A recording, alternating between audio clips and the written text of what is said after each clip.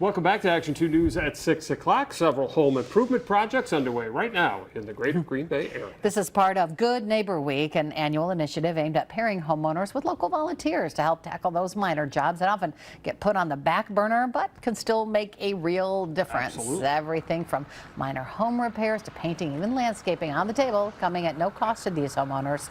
This year, the effort raised more than $4,300 to help support projects for people in Green Bay, Alloway, and De Pere. With Greater Green Bay Habitat for Humanity's Rock the Block helping to expand the week-long operation. In Alloway, 5 projects are already complete.